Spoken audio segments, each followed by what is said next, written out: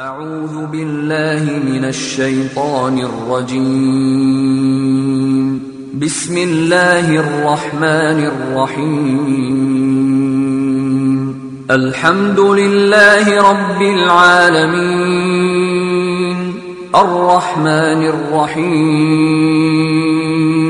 مالك يوم الدين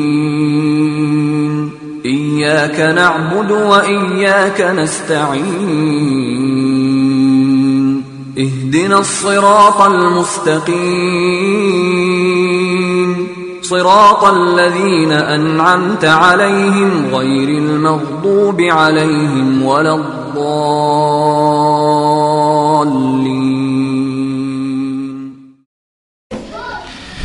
Bismillahirrahmanirrahim. Assalamualaikum warahmatullahi wabarakatuh.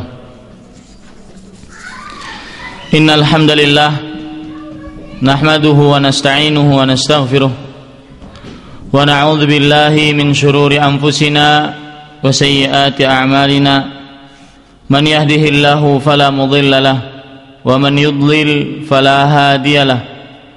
Wa ashhadu an la ilaha illallah wahdahu la syarika lahu wa ashhadu anna Muhammadan abduhu wa rasuluh. Ya ayyuhalladzina amanu taqullaha haqqa tuqatih wa la tamutunna illa wa antum muslimun.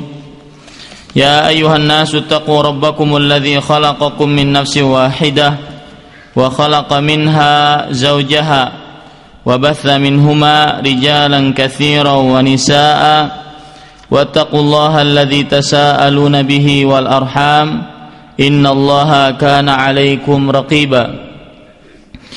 Ya ayyuhalladzina amanu taqullaha wa qulu qawlan sadida yuslih lakum a'malakum wa yaghfir lakum dhunubakum wa man yuti'illaha wa rasulahu faqad faza fawzan 'azima. Amma ba'du, fa inna asdaqal hadithi kitabullah wa khairal hadi hadi Muhammadin sallallahu alaihi wa ala alihi wasallam wa syarrul umuri muhdatsatuha wa kullu muhdatsatin bid'ah wa kullu bid'atin dhalalah wa kullu dhalalatin finnar.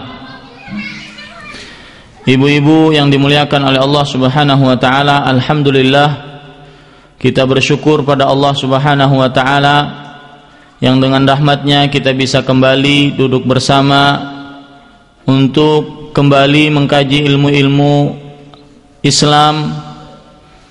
Semoga dengan duduk kita ini bersama dalam mengkaji ilmu-ilmu Islam, kita menjadi hamba-hamba Allah Subhanahu wa taala yang diridhai oleh Allah Subhanahu wa taala. Salawat dan salam semoga selalu Allah berikan pada Nabi kita Nabi Muhammad sallallahu alaihi wa ala alihi wasallam, kepada keluarga beliau, para kerabat, para sahabat serta orang-orang yang mengikuti beliau sampai hari kiamat kelak. Ibu-ibu yang dimuliakan oleh Allah Subhanahu wa taala, hari ini hari Ahad tanggal 9 Safar 1431 Hijriah, kita kembali duduk bersama untuk mengkaji kitab kita Tanbihat ala Ahkam Takhtassu bil Mu'minat, sentuhan nilai kepikihan untuk wanita beriman, yang dikarang oleh Samahatul Allamah Fadilatul Syekh Ad-Doktor Saleh bin Fauzan bin Abdullah Al-Fauzan hafizahullahu ta'ala. Ibu-ibu yang dimuliakan oleh Allah Subhanahu wa ta'ala, ini adalah bab yang terakhir, yaitu bab yang ke-10 dari kitab Tanbihat ala Ahkam Takhtassu bil Mu'minat, yang penerjemah beri judul yaitu upaya-upaya syar'i untuk memelihara dan menjaga kemuliaan dan kesucian wanita. Judul aslinya adalah Fi Bayani Ahkam Tahfadhu lil mar'ati karamataha wa tasunu iffataha. Artinya penjelasan tentang hukum-hukum bagi seorang wanita agar bisa menjaga kemuliaannya dan menjaga kesuciannya. Ibu-ibu yang dimuliakan oleh Allah Subhanahu wa taala, pengarang hafizahullahu taala di dalam bab ini menjelaskan beberapa kiat yang sesuai dengan syariat, bahkan yang disyariatkan oleh Allah Subhanahu wa taala dan juga merupakan tuntunan Rasulullah sallallahu alaihi wasallam. Beliau sebutkan beberapa kiat yang sesuai dengan syariat agar wanita bisa menjaga kemuliaan dan kesuciannya. Dan ketahuilah ibu-ibu yang dimuliakan oleh Allah Subhanahu wa taala, salah satu hal yang paling berharga bagi wanita setelah agama dan akidahnya adalah kesuciannya. Maka Islam sebagai agama yang sempurna, yang sangat menjunjung akan kesucian wanita, Islam memberikan petunjuk-petunjuk kepada wanita yang semoga dengan petunjuk tersebut wanita bisa mengerjakannya dan akhirnya bisa menjaga kesuciannya. Ibu-ibu yang dimuliakan oleh Allah Subhanahu wa taala, mungkin pengarang akan menyebutkan beberapa, mungkin ada 4 atau ada 5. Dan pada malam hari ini, mungkin sebelum pengajian kita terakhir, yaitu kita akan membahas 2 saja yang disebutkan oleh pengarang. Hal yang pertama yang disebutkan oleh pengarang, yaitu beliau mengatakan sebagaimana yang disebutkan di dalam terjemahannya halaman 178, wanita seperti halnya lelaki diperintahkan untuk menahan pandangan dan menjaga kemaluan. Ini adalah upaya-upaya syar'i yang sesuai dengan agama Islam agar kesucian wanita bisa terjaga, yaitu dengan cara pertama menahan pandangan dan menjaga kemaluannya. Menahan pandangan dan menjaga kemaluan. Ibu-ibu yang dimuliakan oleh Allah Subhanahu wa taala, pengarang kemudian menyebutkan sebuah ayat di dalam surat An-Nur ayat 30 dan ayat 31, yaitu Allah Subhanahu wa taala berfirman, "Qul lil mu'minina yaghuddu min absarihim wa yahfadhu furujahum dzalika azka lahum innallaha khabirum bima yasnaun wa qul lil mu'minat yaghuddna min absarihinna wa yahfadhna furujahunna." Artinya Allah Subhanahu wa taala berfirman yang artinya, katakanlah kepada para lelaki yang beriman, hendaknya mereka merendahkan atau menundukkan pandangan mereka dan memelihara kemaluan mereka. Dzalika azka lahum, yang demikian itu lebih suci bagi mereka. Innallaha khabirum bima yasnaun, sesungguhnya Allah Subhanahu wa taala Maha mengetahui apa yang mereka perbuat. Dan katakanlah kepada wanita-wanita yang beriman, yaghdudna min absarihinna, hendaknya mereka menahan pandangan mereka dan memelihara kemaluan mereka. Ibu-ibu yang dimuliakan oleh Allah Subhanahu wa taala, perlu diketahui bahwasanya ketika Allah Subhanahu wa taala menyebutkan tentang menundukkan pandangan, Allah Subhanahu wa taala menyebutkan untuk laki-laki dan juga untuk perempuan. Ini menunjukkan bahwasanya seorang wanita pun dia harus menundukkan pandangannya, tidak melihat kepada laki-laki yang bukan mahramnya tanpa ada uzur syar'i.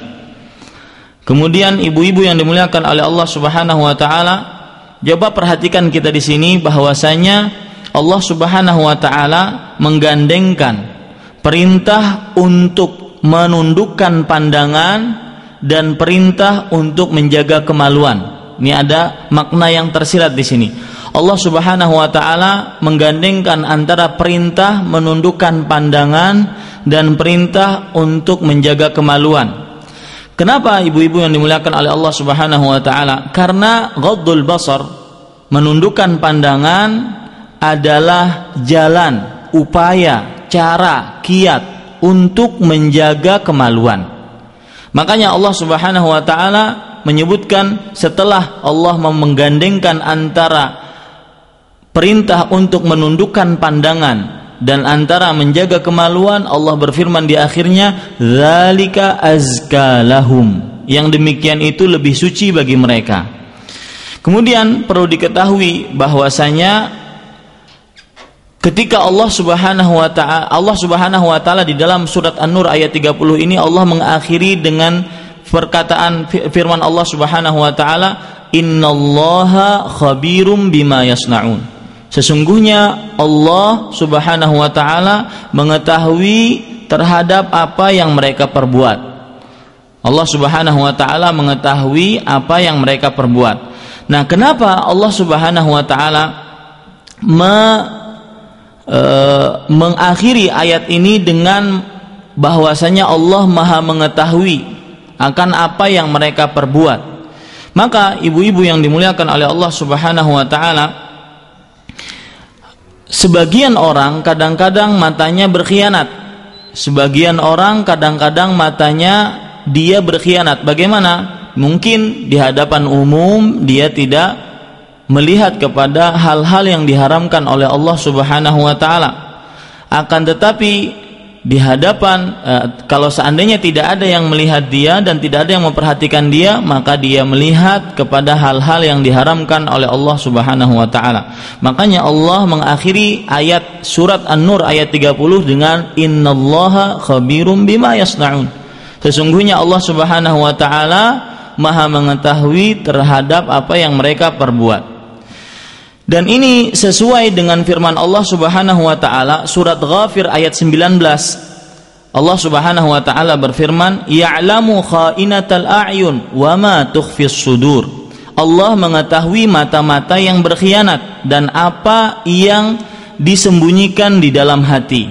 Abdullah bin Abbas radhiyallahu anhuma, beliau berkata, kenapa Allah Subhanahu wa taala menurunkan ayat ini?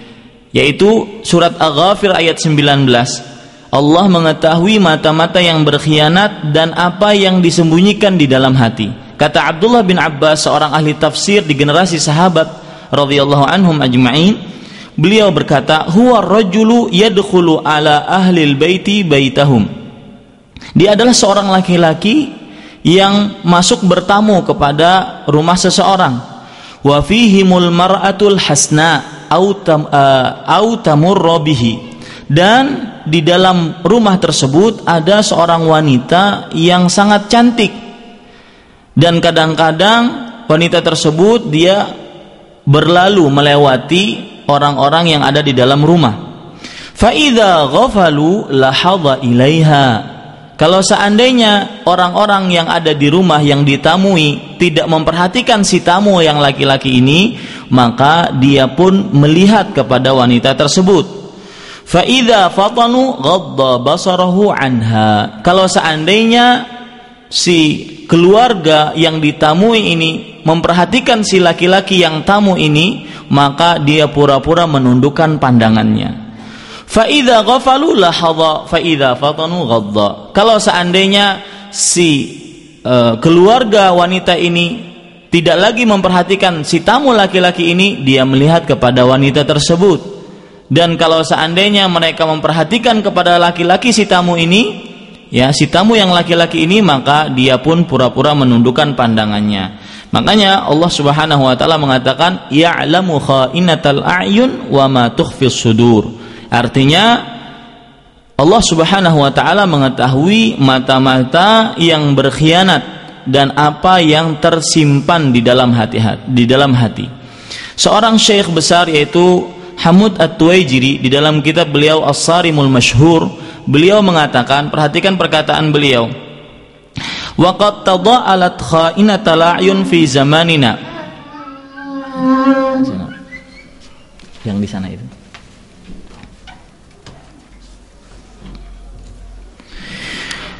Waqad tada'alat kha'inatal a'yun fi zamanina. Artinya di zaman kita ini, dan beliau adalah seorang ulama yang hidup di abad ke-14 dan juga ya di abad ke-14. Beliau mengatakan di zaman kita ini mata-mata yang berkhianat sangatlah banyak. Walam tabqa illa indal ladzina tasturu nisa'uhum minal muslimin. Dan tidak tersisa kecuali orang-orang yang istri-istrinya atau keluarga perempuannya dia berikan tabir dari pandangan kaum muslimin. Wa ammal ladzina fatanu bi taqlidi tawaif al-infrij wa tazayyi bizihim, sedangkan orang-orang yang tergoda untuk menyerupai kebiasaan-kebiasaan orang-orang selain Islam dan berpakaian seperti mereka, faqad udimat fihim khainatul a'yun, maka di dalam mereka ini tidak ada lagi mata-mata yang berkhianat, karena semuanya sudah terbuka. Nggak ada yang mata yang berkhianat kayak tadi laki-laki yang datang ke sebuah rumah bertamu, ya pura-pura ngelihat perempuannya, kalau seandainya keluarganya tidak melihat dia melirik, kalau seandainya keluarganya melihat dia menundukkan pandangan. Tidak ada lagi. Sekarang semuanya sudah terbuka. Wa halla mahallaha tasrihun nazar fi mahasinin nisa al ajnabiyat, dan akhirnya karena sudah tidak ada lagi khainatul a'yun, tidak ada lagi mata-mata yang berkhianat, digantikan tempatnya yaitu melihat kepada wanita-wanita yang asing bagi kita, wattamattu bin nazari ilaihin, dan menikmati untuk melihat kepada mereka para wanita, wa mudahakatihin wa mujalasatihin, dan saling duduk bersama dengan mereka, saling tertawa-tertawa dengan para wanita. Tidak ada lagi khainatul a'yun, tidak ada lagi mata-mata yang berkhianat. Wat tahadduts ma'ahunna fil khulwah wa ghairil khalwah, dan berbicara dengan para wanita yang asing, baik itu ketika berkhalwah bersama berduaan ataupun ya tanpa khalwah, artinya di tengah orang banyak. Nah, ini ibu-ibu yang dimuliakan oleh Allah Subhanahu wa taala. Padahal kalau kita lihat keutamaan menundukkan pandangan, ini perhatikan Bu, keutamaan menundukkan pandangan. Biasanya orang mau melakukan sebuah ibadah kalau seandainya dia tahu keutamaannya. Perhatikan, apa sih keutamaan orang yang menundukkan pandangan? Abu Umamah Al-Bahili radhiyallahu anhu berkata, sami'tu Rasulullah sallallahu alaihi wasallam yaqul, aku telah mendengar Rasulullah sallallahu alaihi wasallam bersabda, ukfulu li bisittin akful lakum bil jannah, idza haddatsa ahadukum fala yakdzib, wa idza tumina fala yakhun, wa idza wa'ada fala yukhlif, ghaddu absarakum wa kuffu aydiyakum wahfadhu furujakum. Artinya, berilah jaminan padaku 6 perkara, maka aku jamin bagi kalian surga. Pahalanya surga Bu, yang bisa menjamin bagi Rasulullah SAW untuk melakukan 6 perkara. Yang pertama, idza haddatsa ahadukum fala yakdzib, jika salah seorang kalian berkata, maka jangan berdusta. Wa idza tumina fala yakhun, jika diberi amanah jangan berkhianat. Wa idza wa'ada fala yukhlif, jika dia berjanji jangan menyelisihi. Ghaddu absarakum, tundukkanlah pandangan kalian. Ini termasuk yang termasuk daripada 6 perkara tersebut. Wa kuffu aydiyakum, dan cegahlah tangan-tangan kalian dari menyakiti orang lain. Wahfadhu furujakum, dan jagalah kemaluan kalian. Ini diriwayatkan oleh Imam At-Tabarani dan di dalam kitab beliau Al-Mu'jamul Kabir, dan disahihkan oleh Imam Albani rahimahullahu taala. Itu keutamaan orang-orang yang menjaga pandangan, ibu-ibu yang dimuliakan oleh Allah Subhanahu wa taala. Kemudian perhatikan ibu-ibu yang dimuliakan oleh Allah Subhanahu wa taala, bahayanya tidak menjaga pandangan. Maka Rasulullah Shallallahu alaihi wasallam pernah bersabda, al-ainani tazniyan wa zinahuman nazar. Artinya, 2 mata berzina dan zina keduanya adalah pandangan. Ini ibu-ibu yang dimuliakan oleh Allah Subhanahu wa taala. Bahkan perlu diketahui bahwasanya menundukkan pandangan adalah salah satu akhlak mulia yang dimiliki oleh orang-orang Arab jahiliyah sebelum datangnya Islam. Menundukkan pandangan adalah akhlak mulia yang dimiliki orang-orang Arab jahiliyah sebelum datangnya Islam. Ada penyair yaitu berkata Amtarah bin Shaddad, seorang penyair di zaman jahiliyah, dia berkata, wa aghuddu tarfi ma badat li jarati hatta yuwariya jarati ma'waha, dan aku pun terus menundukkan pandanganku tatkala tampak istri tetanggaku sampai masuklah dia ke rumahnya. Ini adalah seorang penyair, yaitu Amtarah bin Shaddad, seorang penyair jahiliyah. Makanya Syekh Abdul Razak bin Abdul Muhsin Al-Abbad hafizahullah ta'ala, beliau mengatakan bahwasanya hadhihi min akhlaq jahiliyah, ini adalah salah satu daripada akhlaknya orang-orang Arab jahiliyah yang dipraktekkan di zaman jahiliyah. Walakin lil asaf, namun sangat sungguh memperhatinkan, justru kaum muslimin di zaman sekarang meninggalkannya. Nah, ini ibu-ibu yang dimuliakan oleh Allah Subhanahu wa taala. Kemudian pengarang menyatakan, guru kami yaitu Syekh Muhammad Al-Amin Asy-Syanqiti rahimahullah, di dalam kitab beliau Tafsir Al-Adwa'ul Bayan, ini Syekh Muhammad Amin Al-Syanqiti adalah beliau guru dari guru-gurunya yang ada, yang ulama-ulama yang kita kenal, di antaranya guru Syekh Shalih Fauzan, di antaranya guru Imam Ibnu Baz rahimahullahu taala, di antaranya guru Abdul Muhsin Al-Abbad hafizahullahu taala. Beliau berkata, di dalam kitab beliau mempunyai kitab yang berjudul yaitu Tafsir Adwa'ul Bayan, sebuah kitab tafsir yang sangat terkenal sekali di antara para ulama dan para penuntut ilmu. Beliau mengatakan, amarallahu jalla wa ala al-mu'minina wal mu'minat bighaddil basar wa hifdzil farj, wa yadkhulu fi hifdzil farji hifdzuhu minaz zina wal liwat wal musahaqah wa hifdzuhu minal ibda'i linnas wal inkishafi lahum. Allah Subhanahu wa taala, Allah Azza wa Jalla memerintahkan kepada laki-laki yang beriman dan wanita-wanita yang beriman untuk menundukkan pandangan dan menjaga kemaluan, dan termasuk di dalam menjaga kemaluan adalah menjaga dari perbuatan zina dan menjaga dari perbuatan liwat, yaitu homoseksual, dan menjaga dari perbuatan al-musahaqah, yaitu lesbian. Wa hifdzuhu minal ibda' linnas, dan termasuk daripada menjaga kemaluan adalah tidak memperlihatkannya kepada manusia, walinkishafi lahum, dan tidak terbukanya bagi mereka. Sampai beliau berkata, waqad wa'adallahu ta'ala minal imtithal amrahu fi hadhil ayah minar rijali wan nisa bil maghfirah wal ajril azim.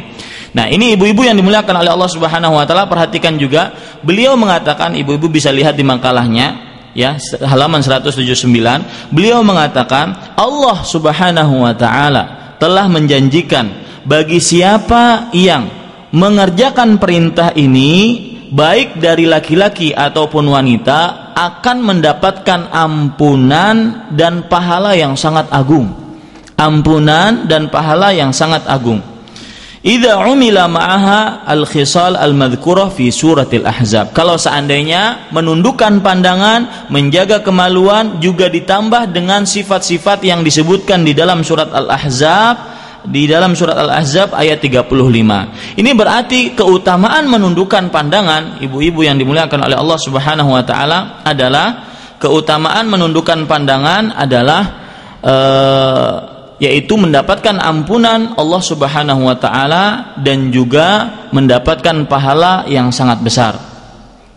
Ibu-ibu yang dimuliakan oleh Allah Subhanahu wa taala, kemudian di halaman 180 pengarang mengatakan, musahaqah sihaq maksudnya adalah hubungan seks antara sesama wanita dengan saling menyentuh atau memijat mesra. Ini adalah perilaku amoral yang besar. Yang kedua, pelakunya patut menerima hukuman yang membuat masing-masing jera. Ibu-ibu, sekarang saya akan sedikit berbicara panjang tentang masalah lesbian. Karena saya sekarang berbicara di hadapan ibu-ibu, saya akan berbicara sedikit tentang masalah lesbian. Ketahuilah bahwasanya lesbian atau hubungan sesama jenis antara wanita hukumnya adalah haram. Bahkan para ulama sebagian mengatakan bahwasanya addahu ba'dul ulama minal kabair. Sebagian ulama mengatakan bahwasanya itu termasuk daripada dosa besar. Sebagaimana yang disebutkan di dalam kitab Az-Zawajir an Iqtirafil Kabair. Kemudian para ikhwah dan ibu-ibu yang dimuliakan oleh Allah Subhanahu wa taala, ketahuilah di dalam kitab Al-Mawsu'ah Al-Fiqhiyah, yaitu ensiklopedia fikih, di juz yang ke-24 disebutkan bahwasanya ittafaqal fuqaha ala annahu la hadda fi sihaq li'annahu laysa zina innama yajibu fihi ta'zir. Para ahli fikih sepakat bahwasanya tidak ada vonis yang tetap bagi pelaku sihaq, yaitu pelaku lesbian, karena dia bukan dari perbuatan zina, akan tetapi wajib bagi pelakunya untuk mendapatkan ta'zir. Ta'zir adalah hukuman yang dipilih oleh siapa? Ta'zir adalah hukuman yang dipilih oleh hakim. Kemudian ibu-ibu yang dimuliakan oleh Allah Subhanahu wa taala, sekarang saya akan sedikit berbicara tentang sihaq. Ya, berbicara tentang sihaq. Ketahuilah bahwasanya sihaq itu diharamkan di dalam agama Islam. Bahkan para ulama menyatakan bahwasanya dia minal kabair, termasuk daripada dosa besar. Hal ini disebabkan beberapa sebab, ibu-ibu yang dirahmati oleh Allah Subhanahu wa taala. Nanti saya akan sebutkan sebab-sebabnya. Sebelum saya akan menyebutkan sebab-sebabnya, ketahuilah bahwasanya kalau seandainya ada orang misalkan bertanya tentang kenapa sih lesbian atau hubungan sesama jenis antar wanita itu dilarang, maka kita katakan tidak layak bagi seorang muslim, seorang muslimah untuk meragukan walaupun sejenak akan syariat Allah Subhanahu wa taala. Dan ketahuilah bahwasanya Allah Subhanahu wa taala ketika memerintahkan sesuatu, maka di dalam perintah tersebut banyak sekali faedahnya. Kebalikannya, Allah Subhanahu wa taala ketika melarang sesuatu, maka di dalam larangan tersebut Allah Subhanahu wa taala banyak sekali keburukannya. Misalkan di antaranya ada orang-orang yang mengatakan tidak ada talak dalam agama Islam, tidak ada talak dalam perkawinan, karena kalau seandainya ada talak maka keluarga akan hancur berantakan. Maka kita katakan yang terjadi adalah pembunuhan, pergantian daripada talak tersebut. Kemudian ada yang meragukan tentang hukum poligami, maka kita katakan yang terjadi kalau seandainya tidak ada poligami, akhirnya yang terjadi adalah wanita-wanita simpanan, perzinahan banyak di antara kaum laki-laki. Ada lagi yang mengatakan kenapa khamar diharamkan, maka kita katakan kalau seandainya khamar tidak diharamkan, maka akhirnya coba lihat, akan tersebar keburukan, akan tersebar perbuatan-perbuatan keji yang mengumpulkan seluruh perbuatan keji akibat daripada khamar tersebut. Nah, oleh sebab itulah ibu-ibu yang dirahmati oleh Allah Subhanahu wa taala, lesbian ini merupakan penyelisihan dari fitrah Allah Subhanahu wa taala yang telah Allah fitrahkan kepada manusia. Karena ya, ibu-ibu yang dirahmati oleh Allah Subhanahu wa taala, bahkan hewan saja ya, fitrahnya dia akan mencari lawan jenisnya, bukan sesama jenisnya. Ini merupakan fitrah yang Allah Subhanahu wa taala fitrahkan kepada manusia. Kalau kita lihat contoh buruk daripada lesbian ini, kalau seandainya saya berbicara di hadapan laki-laki adalah homoseksual, maka contoh buruk yang paling rendah saja adalah tersebarnya penyakit AIDS. Maka ini sudah cukup menjadikan bahwasanya perbuatan lesbian ini merupakan salah satu perbuatan yang sangat buruk. Sekarang ibu-ibu yang dirahmati oleh Allah Subhanahu wa taala, kita perhatikan coba perkataan seorang imam yang hidup di abad ke-8 Hijriah, yaitu Ibnu Qayyim rahimahullah, di dalam kitab beliau Al-Jawabul Kafi. Ibnu Qayyim rahimahullah beliau mengatakan, wa fi kullin minhuma ay zina wal liwat fasadun yunaqidu hikmatallah fi khalqihi wa amrih. Dan di setiap dari dua perkara ini, baik itu perbuatan zina atau perbuatan liwat, yaitu homoseksual, kalau seandainya perempuan adalah lesbian, di dalamnya ada kerusakan yang bertentangan dengan hikmah Allah di dalam penciptaannya dan di dalam perkaranya. Fa innal liwat minal mafasid ma yafutul hasr wat ti'dad. Sesungguhnya di dalam homoseksual terdapat kerusakan-kerusakan yang tidak bisa dihitung. Wala an yuqtalal maf'ulu khairun lahu min an yu'ta fa innahu yafsudu fasadan la yurjalahu ba'da salahin abada. Artinya, sesungguhnya seorang yang dijadikan sebagai objek, yaitu kalau seandainya lesbian itu kan ada yang jadi perempuannya, ada yang jadi laki-lakinya. Nah, seorang yang jadikan objeknya itu dibunuh, itu lebih baik daripada dia melakukan hal tersebut. Kenapa? Karena terdapat kerusakan di dalamnya yang tidak diharapkan. Setelah kerusakan tersebut akan ada perbaikan selamanya. Wa yadhhabu khairuhu kulluh, dan kebaikannya akan habis seluruhnya, akan hilang seluruhnya. Wa tamassul ardu ma'ul hayah min wajhihi fala yastahi ba'da dzalika la min Allah wala min khalqih. Dan tamussul ardu ma'al haya min wajhihi, artinya bumi menghilangkan air malu dari wajahnya, maka dia tidak akan punya rasa malu setelah itu. Lihat saja orang-orang yang hidup lesbian, orang-orang yang hidup homoseksual, dia tidak akan mempunyai rasa malu lagi, baik itu tidak mempunyai rasa malu terhadap Allah ataupun terhadap makhluknya. Wa ta'malu fi qalbihi wa ruhihi nutfatal fa'il ma ya'malu sum fil badan. Dan di dalam dirinya akan terdapat air mani, yaitu untuk mengerjakan homoseksual ataupun lesbian, yang bekerja seperti racun di dalam badannya. Wa qad ikhtalafan nas, nih perhatikan perkataannya ini, wa qad ikhtalafan nasu hal yadkhulul jannata maf'ulun bihi. Dan para ulama atau orang-orang telah berbeda pendapat, apakah masuk surga orang yang melakukan perbuatan homoseksual ini, atau yang dilakukan kepadanya homoseksual ataupun lesbian ini. Ala qaulain sami'tu Syekhul Islam rahimahullah yahkihima. Di antara dua pendapat, yaitu ada yang mengatakan masuk surga, ada yang tidak mengatakan masuk surga, ya, aku telah mendengar dua pendapat tersebut dari Imam Syekhul Islam Ibnu Taimiyah rahimahullahu taala.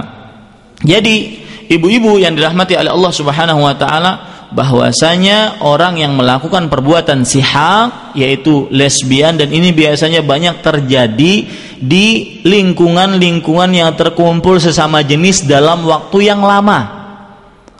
Lingkungan-lingkungan yang terkumpul di dalamnya sesama jenis dalam waktu yang lama. Coba kita lihat sekarang, ya, hukum-hukum Allah Subhanahu wa taala kepada orang yang melakukan baik homoseksual ataupun lesbian. Allah Subhanahu wa taala berfirman di dalam surat Al-A'raf ayat 80 sampai 81. Wa lutan idz qala liqaumihi atatuna al-fahishah ma sabaqakum biha min ahadin minal alamin innakum latatuna ar-rijala syahwatan min dunin nisa bal antum qaumun musrifun. Dan Nabi Lut ketika berkata kepada kaumnya, apakah kalian mengerjakan perbuatan fahisyah, perbuatan yang keji, yang tidak pernah orang-orang sebelum kalian mengerjakannya? Tidak pernah orang-orang sebelum Nabi Lut mengerjakannya, karena tidak sesuai dengan fitrah manusia. Kemudian apa sih yang dihukum kepada kaum Nabi Lut yang melakukan perbuatan homoseksual? Di dalam surat Al-Qamar ayat 34 Allah Subhanahu wa taala berfirman, inna arsalna alaihim hasiban illa ala lutin najjaynahum bisahar. Sesungguhnya kami mengutus kepada mereka, yaitu kepada kaum homoseksual, ya, hasiban, angin yang sangat kencang yang mengambil, karena saking kencangnya mengambil batu-batu yang ada dan melemparkan kepada mereka. Kecuali keluarga Fir'aun, kami selamatkan mereka sebelum fajar menyingsing.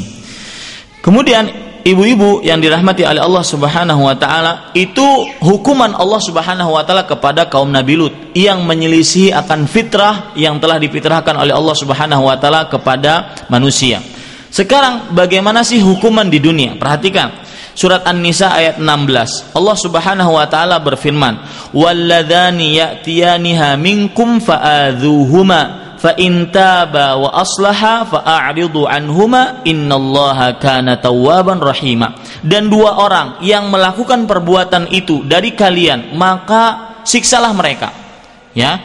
Kata Abdullah bin Abbas radhiyallahu anhuma, siksa di sini berarti harus dicela, dihina, ya, kemudian dipukul, kemudian dilempari dengan sendal, ya, diberikan aib, dicela pokoknya.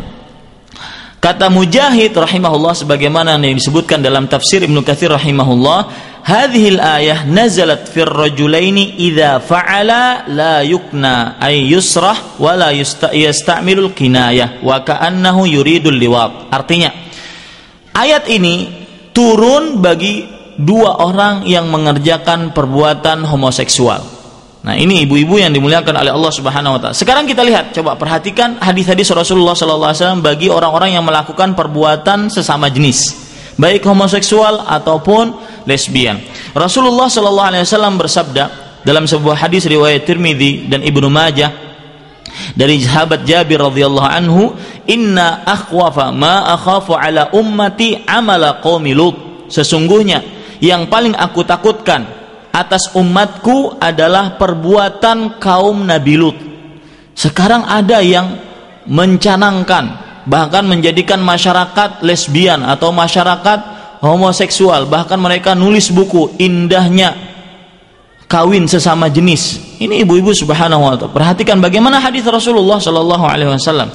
Dalam hadis yang lain, riwayat Imam Ahmad dari Abdullah bin Abbas radhiyallahu anhuma, Rasulullah sallallahu alaihi wasallam bersabda, "Mal'unun man waqa'a ala bahimah." Terlaknat orang yang menyetubuhi atau menjimai hewan, menyimbai hewan. Mal'unun man amila bi'amali qaumi Lut. Dan terlaknat orang yang melakukan perbuatan kaum Nabi Lut. Dan hadisnya sahih, disahihkan oleh Imam Albani rahimahullahu taala.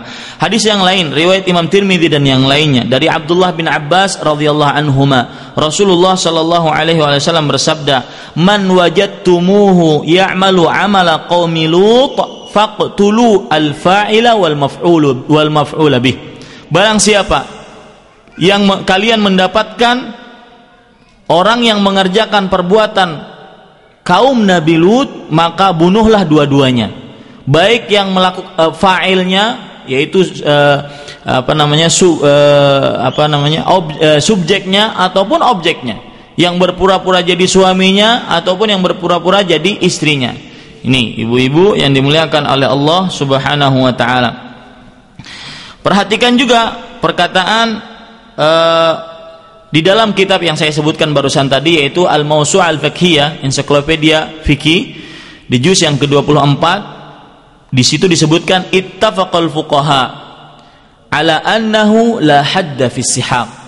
Para ulama fikih sepakat bahwasanya tidak ada vonis tertentu di dalam perbuatan lesbian, li'annahu laisa bizina, karena itu bukan perbuatan zina, karena zina ada hukumnya khusus. Wa innama yajibu fihi ta'zir li'annahu ma'siyah. Dan sesungguhnya wajib bagi pelaku lesbian mendapatkan ta'zir. Ta'zir adalah hukuman yang dilihat oleh hakim, dan itu kadang-kadang lebih berat daripada hukuman yang sudah ditentukan di dalam Al-Quran dan Sunnah, karena itu adalah perbuatan maksiat. Ya, karena itu adalah perbuatan maksiat. Bahkan Imam Ibnu Qudamah rahimahullah mengatakan, wa in tadalakat imra'atani fahuma zaniyatan mal'unatan. Artinya, kalau seandainya ya dua orang wanita saling memijat, ya saling memijat Bu dengan mesra, maka mereka itu adalah dua yang lagi berzina dan terlaknat dua-duanya. Nah, ini ibu-ibu yang dimuliakan oleh Allah Subhanahu wa taala. Sekarang ibu-ibu yang dimuliakan oleh Allah Subhanahu wa taala, itu kira-kira yang disebutkan oleh penjelasan tentang masalah sihak, ya, masalah sihak yaitu perbuatan lesbian, dan itu banyak terjadi Bu banyak terjadi. Saya khususnya ya, saya sering setiap hari Ahad itu saya ke penjara. Di sana ada beberapa tenaga kerja wanita dengan berbagai macam problem mereka akhirnya masuk ke dalam penjara. Dan ibu tahu penjara ya, tidak ada penjara di sini dibedakan antara wanita dengan laki-laki. Dan banyak sekali mereka mengadu, bahkan sampai di musola, Bu, mengerjakan perbuatan sihak di musola penjara, musola, Bu. Nah, ini ibu-ibu yang dimuliakan oleh Allah Subhanahu wa taala. Kemudian perhatikan sekarang pengarang di halaman yang ke-181 mengatakan, anin Nabi sallallahu alaihi wasallam annahu qala idza atatil mar'ah fahuma zaniyatan. Artinya, jika seorang wanita menurutkan syahwatnya kepada wanita yang lain, maka mereka berdua ini adalah pezina. Ini hadis ibu-ibu yang dirahmati oleh Allah Subhanahu wa taala. Kata Imam Asy-Syaukani di dalam kitab Nailul Autar, di dalam sanadnya ada Muhammad bin Abdurrahman, dan dia itu adalah hadis yang mungkar, atau karena perawinya tukang dusta, Bu. Nah, tetapi hadis ini adalah hadis yang lemah. Jadi yang disebutkan oleh pengarang ini adalah hadis yang lemah. Ini dikatakan oleh Imam Syaukani dalam kitabnya Nailul Autar, dan juga disetujui oleh Imam Albani rahimahullahu taala. Taib, ibu-ibu yang dimuliakan oleh Allah Subhanahu wa taala. Kemudian sekarang pengarang di halaman 181 menyebutkan tentang kembali kepada pandangan mata. Kata beliau, tentang menahan pandangan mata, Imam Ibnul Qayyim rahimahullah mengatakan dalam kitabnya Al-Jawabul Kafi, pandangan mata adalah duta syahwat. Menjaga pandangan adalah pangkal penjagaan kemaluan. Barang siapa melepas bebas pandangan matanya, berarti telah menggiring dirinya menuju lubang-lubang kehancuran. Nabi Muhammad sallallahu alaihi wasallam bersabda, "Ya Ali, la tutbi'in nadratan nadrah, fa innama lakal ula wa 'alaika tsaniyah." Ya. Fa innama lakal ula wa laysat lakal akhirah, dalam riwayat yang lain. Artinya, wahai Ali, di sini ada ada perbaikan arti biar lebih bagus, Bu. Wahai Ali, jangan engkau mengikuti pandangan pertama, ya, pandangan pertama dalam tanda kurung yang tidak sengaja. Itu lebih baik, Bu. Pandangan pertama dalam tanda kurung yang tidak sengaja dengan pandangan berikutnya, karena bagi engkau pandangan pertama dan tidak boleh bagimu pandangan yang terakhir, yaitu pandangan yang kedua. Nah, ini menunjukkan ibu-ibu yang dirahmati oleh Allah Subhanahu wa taala, ya, bahwasanya Rasulullah sallallahu alaihi wasallam mengajarkan kepada para sahabatnya agar menundukkan pandangannya. Nah, seorang wanita kalau seandainya tidak sengaja melihat kepada laki-laki yang bukan mahramnya, maka pada saat itu yang pertama adalah merupakan sesuatu yang tidak merupakan dosa. Akan tetapi yang salah adalah ketika dia yutbi'un nadrah ba'da nadrah, dia mengikutkan pandangan pertama kepada pandangan selanjutnya. Ya, ini sekarang tidak ada lagi yang seperti ini, ibu-ibu yang dirahmati oleh Allah Subhanahu wa taala. Karena kenapa? Karena di dalam rumah hampir setiap kaum muslimin, ya, ada TV. Dan dari TV tersebut keluar sinetron-sinetron. Banyak pemain-pemain sinetron laki-laki yang mungkin bagi sebagian wanita ganteng-ganteng, ya, cakep-cakep. Itu sekarang tidak ada lagi wahai Ali, janganlah engkau turutkan kilasan pandangan pertama. Enggak ada. Sudah dari pertama sampai terakhir itu. Nah, ini ibu-ibu yang dirahmati oleh Allah Subhanahu wa taala. Taib. Sekarang ibu-ibu yang dirahmati oleh Allah Subhanahu wa taala, pengarang mengatakan, Ibnul Qayyim rahimahullah mengatakan di dalam Musnad Imam Ahmad tertera hadis dari Rasulullah sallallahu alaihi wasallam, an-nadharu sahmun masmumun min sihami iblis. Ibu-ibu, ini hadis juga lemah, ya, perlu dicatat itu, hadis ini adalah hadis yang lemah, ya, dan bahkan disebutkan di dalam oleh Az-Zahabi bahwa oleh Imam Albani rahimahullah, hadis ini adalah hadis yang sangat lemah karena di dalamnya ada seorang perawi yang bernama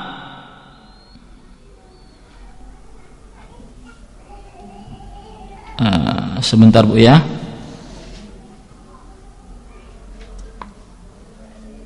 Ya. Dan dalamnya ada seorang perawi yang bernama Abdurrahman, dan dia berasal daripada Al-Wasit, dan dia adalah perawi yang lemah. Bahkan disebutkan oleh Imam Nasai dan Daruqutni perawi yang matruk, ya, yaitu matruk itu ditinggalkan oleh para perawi lain. Ini menunjukkan bahwasanya hadis ini sangat lemah sekali.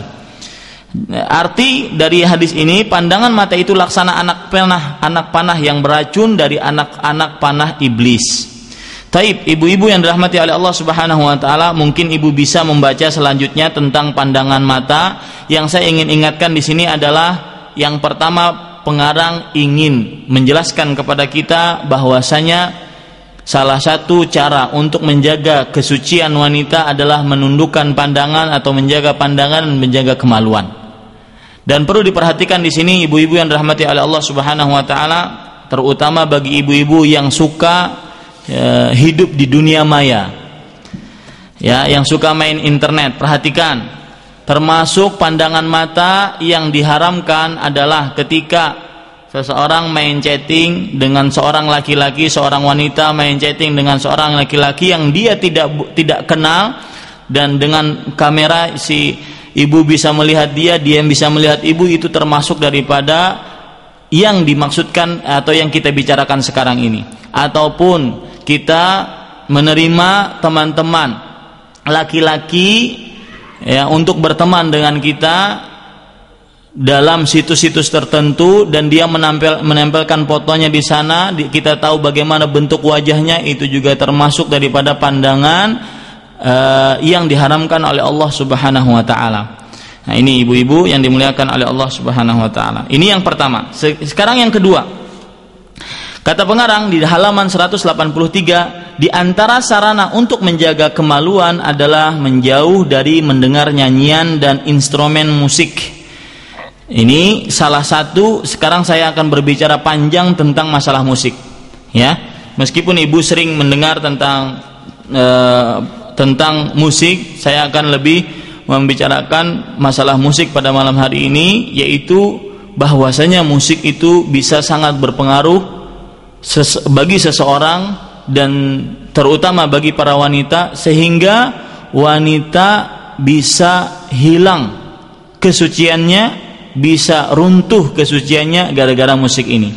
Sebelumnya saya ingin bacakan perkataan seorang ulama besar di abad ke-8 Hijriah, yaitu Syekhul Islam Ibnu Taimiyah rahimahullahu taala. Beliau mengatakan, wal ma'azif hiya khamrun nufus. Artinya, alat-alat musik itu adalah khomernya jiwa, pemabuknya jiwa. Taf'alu bin nufus a'zama mimma taf'alu himyal ku'us. Dia melakukan perbuatan kepada jiwa lebih besar daripada yang dilakukan oleh gelas-gelas yang gelas-gelas khamar yang benar-benar khamar. Fa idza sukiru bil aswat halla fihi musyrik.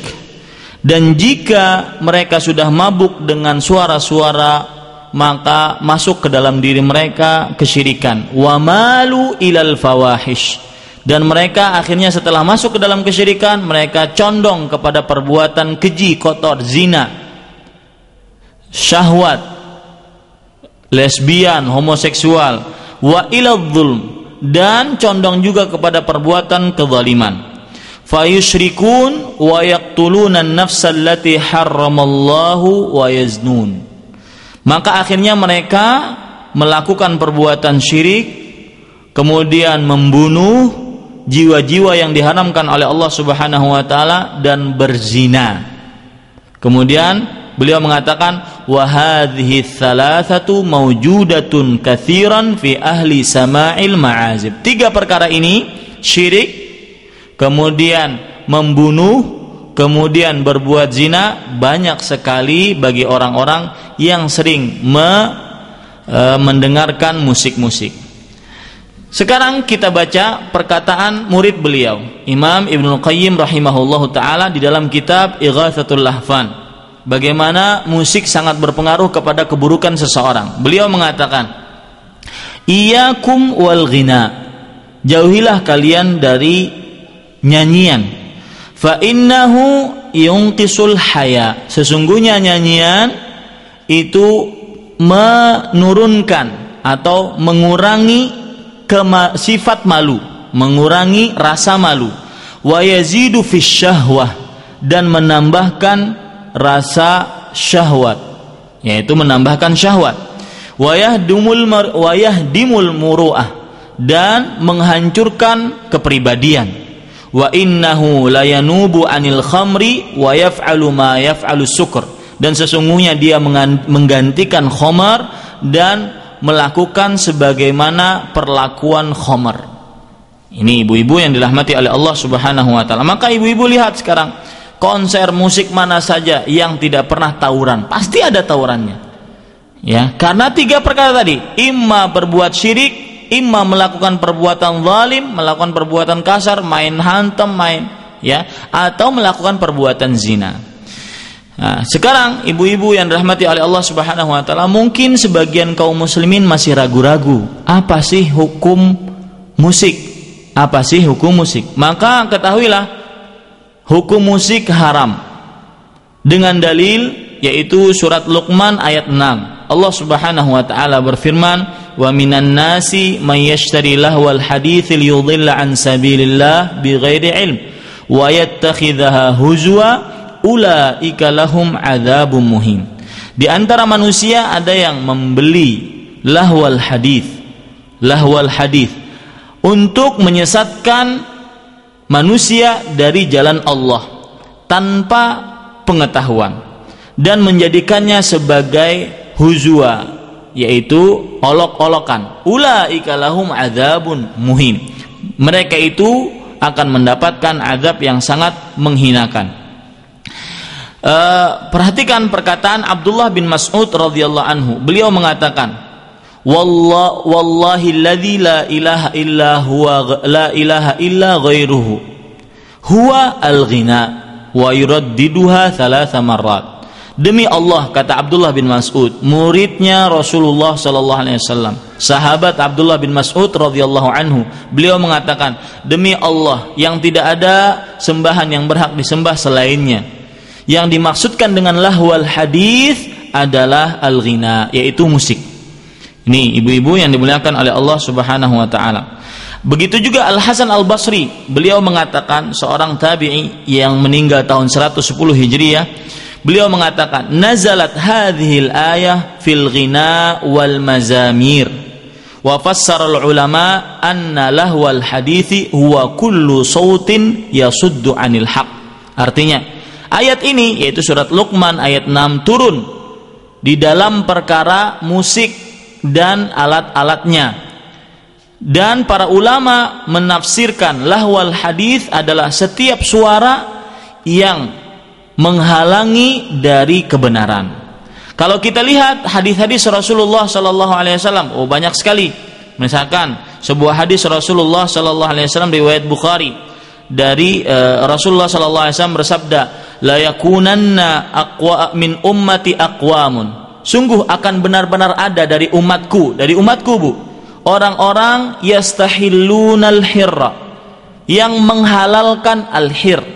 Al-hir artinya adalah perzinahan, wal harir dan sutra, wal khamra dan khamar, yaitu yang memabukkan, wal ma'azif dan alat-alat musik. Ya, ini ibu-ibu yang dirahmati oleh Allah Subhanahu wa taala. Ini menunjukkan bahwasanya ketika Rasulullah SAW menyatakan ini bukan sebagai sebuah pernyataan untuk kesetujuan, tidak, tetapi ini adalah pernyataan sebagai sebuah ancaman. Akan benar-benar ada dari umatku orang-orang yang menghalalkan. Kalau menghalalkan berarti asalnya adalah diharamkan. Makanya Imam Ibnu Al-Albani rahimahullah di dalam kitab beliau Hukmul Ma'azif, beliau mengatakan, walau lam yarid fil ma'azif hadithun wala ayah siwa hadzal hadits lakana kafiyan fit tahrim. Kalau seandainya tidak ada riwayat di dalam masalah musik atau alat-alatnya, sebuah hadis pun atau sebuah ayat pun, kecuali hadis yang saya baru bacakan tadi, maka niscaya sudah cukup untuk mengharamkan alat-alat musik tersebut. Wa khasatan fi naw'il ghina walladhi ya'rifuhu an-nas al-yawm, dan terutama tentang musik yang dikenal oleh manusia pada hari ini.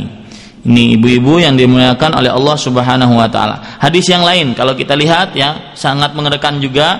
Rasulullah sallallahu alaihi wasallam bersabda, ya, perhatikan, Rasulullah sallallahu alaihi wasallam bersabda, hadis riwayat Tirmidzi dari Imran ibn Husain radhiyallahu anhu, "Inna fi hadhil ummah khasfan wa maskhan wa qadhfan." Sesungguhnya di dalam umat ini akan ada longsor dan perubahan bentuk dan juga akan turun hujan batu.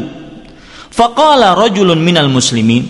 Kemudian seorang laki-laki dari kaum muslimin mengatakan, "Ya Rasulullah, wahai Rasulullah, wa mata dzalik? Kapan itu terjadi?" Rasulullah sallallahu alaihi wasallam menjawab, "Idza dhaharatil qayyinat." Kalau nampak penyanyi-penyanyi wanita. Sekarang bukan nampak lagi penyanyi wanita, Bu. Ngebor, Bu. Wal ma'azif, dan alat-alat musik, wa syuribatil khumur, dan dilegalkan minum khamar. Nah, ini ibu-ibu yang dimuliakan oleh Allah Subhanahu wa taala.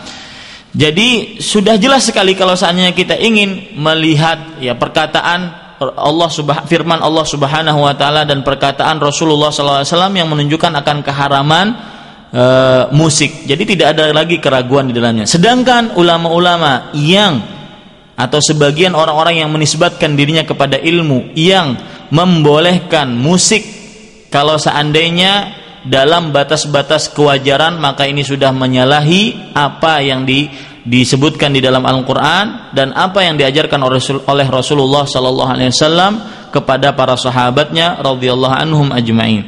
Coba perhatikan sekarang perkataan Umar bin Abdul Aziz rahimahullahu taala. Beliau mengatakan kepada guru anaknya.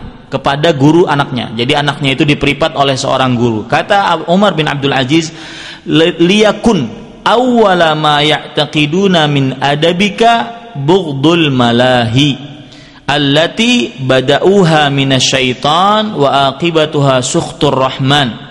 Artinya, wahai guru anakku, jadikanlah pertama kali yang diyakini dari adabmu, yaitu adab seorang guru kepada anaknya, yaitu membenci malahi, membenci hal-hal yang melalaikan, membenci musik-musik, alat-alat musik. Allati bada'uha minasyaitan, yang mana mulainya itu dari syaitan dan akibatnya adalah datangnya kemurkaan Ar-Rahman, yaitu Allah tabaraka wa taala. Kemudian beliau mengatakan, fa innahu balagani anis thiqat min ahli ilm anna hudur al ma'azif wa istima'il aghani wal lahji bima yambutun nifaq fil qalb kama yambutul ushba al ma. Artinya, sesungguhnya telah sampai kepadaku dari para ulama-ulama yang terpercaya bahwasanya menghadirkan ma'azif atau suka kepada alat-alat musik dan mendengarkan nyanyian-nyanyian, ya, dan senang dengan nyanyian-nyanyian tersebut, maka akan, nih perhatikan buruknya, menumbuhkan sifat kemunafikan di dalam hati sebagaimana air menumbuhkan rumput-rumput. Ini disebutkan di dalam kitab Dhammul Malahi yang dikarang oleh Ibnu Abid Dunya rahimahullahu taala. Jadi ibu-ibu yang dimuliakan oleh Allah Subhanahu wa taala, sekarang ini tidak ada lagi keraguan, ya, bahwasanya musik dilarang di dalam agama Islam. Dan satu lagi yang disebutkan oleh pengarang ini, yaitu bahwasanya salah satu cara sarana agar kemaluan atau kesucian wanita terjaga yaitu dengan menjauhkan diri dari mendengar musik-musik. Dan saya kira ibu-ibu yang hadir di sini semuanya tidak suka keroncongan, ya, apalagi dangdutan, apalagi yang lainnya. Taib, ibu-ibu yang dirahmati oleh Allah Subhanahu wa taala, kalau ada yang bicara kepada kita, saya itu nggak bisa tidur kecuali harus dengar keroncongan atau harus dengar nostalgia, lagu-lagu nostalgia. Maka kita katakan bahwasanya salah itu ya, sebenarnya hatinya sekarang lagi gundah. Dan seorang manusia itu merasakan, setiap manusia sering merasakan resah, gundah dengan segala permasalahan yang dia dapati di dunia ini. Maka kita nasihatkan kepada mereka-mereka dengan sebuah ayat di dalam surat Ar-Ra'd ayat 28. Allah Subhanahu wa taala berfirman, "Alladzina amanu wa tatma'innu qulubuhum bidzikrillah. Ala bidzikrillahi tatma'innul qulub." Artinya, orang-orang yang beriman dan hati-hati mereka tenang dengan berzikir kepada Allah. Ingatlah, dengan berzikir kepada Allah hati-hati akan menjadi tenang. Dan saya sudah menyebutkan beberapa doa yang sering dibaca oleh Rasulullah Sallallahu Alaihi Wasallam, ya, ketika beliau merasa resah. Dan ini semestinya meskipun panjang, ibu selalu hafal doa ini, karena setiap manusia tidak lepas daripada resah dan gundah. Allahumma inni abduk wa banu abdik wa banu amatik, nasiyati biyadik, adlun fiyya hukmuk, madin fiyya qada'uk. As'aluka bikulli ismin huwa lak sammaita bihi nafsak aw anzaltahu fi kitabik aw 'allamtahu ahadan min khalqik aw ista'tharta bihi fi 'ilmil ghaibi 'indak an taj'alal qur'ana rabi'a qalbi wa nura sadri wa jalaa'a huzni wa dhahaba hammi. Subhanallah. Kalau seandainya ibu ya mempunyai bisa menghafal doa ini, maka insyaallah tabaraka wa taala hati kita akan menjadi tenang. Dan perlu diperhatikan ibu-ibu yang dimuliakan oleh Allah Subhanahu wa taala, saya bingung kalau seandainya ada seorang muslim perharinya itu tidak membaca Al-Qur'an. Saya bingung bagaimana itu hati dan mulutnya. Para sahabat Rasulullah SAW, kebiasaan mereka setiap malam ya didengar atau terdengar dari rumah-rumah para sahabat dawiyun kadawiyin nahl. Artinya apa, Bu? Seperti suara tawon. Tawon itu kalau lagi ngumpul suaranya di rumah-rumah para sahabat terdengar seperti itu. Apa yang mereka kerjakan? Enggak, Bu, enggak dengar musik, enggak melantunkan lagu, tetapi yang mereka kerjakan adalah membaca Al-Quran. Sekali lagi, saya hampir heran kalau seandainya ada seorang muslim nggak bisa baca ayat Al-Quran selama 24 jam satu ayat. Alif Lam Mim, Bu, satu ayat. Alif Lam Mim satu ayat itu berapa detik? Ya nggak sampai 5 detik, Bu. Masa nggak bisa baca Al-Quran satu ayat setiap hari 24 jam? Subhanallah. Heran, kenapa bisa seperti itu? Padahal Rasulullah SAW menyatakan, tidaklah aku tinggalkan dua perkara yang mana kalau seandainya kalian berpegang kepada dua perkara ini, maka tidak akan sesat. Tidak akan sesat. Kitab Allah wa sunnata Rasulih. Kitab Allah dan sunnah Rasulullah Sallallahu Alaihi Wasallam. Ya, giliran kalau seandainya beli rumah baru ditempel ayat kursi, ya, kemudian Allah Muhammad. Inilah rumah Islam seperti ini. Ini rumah Islam. Enggak, rumah Islam bukan seperti itu, Bu. Ya, giliran kalau seandainya lagi Al-Quran ditempatkan di atas lemari yang paling tinggi sampai berdebu, lagi merapikan lemari tersebut, jatuh Al-Qurannya, selamatan 7 hari 7 malam, dibaca nggak pernah. Ya, ini ibu-ibu yang dimuliakan oleh Allah Subhanahu wa taala. Jadi kalau seandainya sudah jelas itu akan keharaman Al-Quran, maka keharaman musik, maka kita sebagai kaum muslimin harus taat kepada Allah dan kepada Rasulullah Sallallahu Alaihi Wasallam. Termasuk daripada kesalahan sebagian kaum muslimin adalah yaitu menempatkan ringtone-nya musik. Nah, ini ibu-ibu yang dimuliakan Allah, apalagi di dalam masjid. Orang lagi Allah, perhatikan, Bu, perkataan saya, mohon perhatikan. Imam lagi takbiratul ihram, Allahu Akbar, hening semua. Ya, imam mau membaca Al-Fatihah itu hening semua. Atau imam lagi duduk tasyahud, ingin salam, hening semua, tidak ada yang, bahkan kalau seandainya ada jarum jatuh terdengar. Ini ya terdengar musik-musik. Apalagi kadang-kadang dangdutan, apalagi kadang-kadang subhanallah, macam-macam. Nah, ini di samping dia sudah menempatkan musik sebagai sebuah dosa, itu adalah sebagai sebuah dosa, dan juga secara tidak langsung dia juga meletakkan musik tersebut sehingga didengar oleh orang-orang yang sholat, dan akhirnya juga sebuah dosa, mengganggu orang-orang yang sholat. Apa yang baik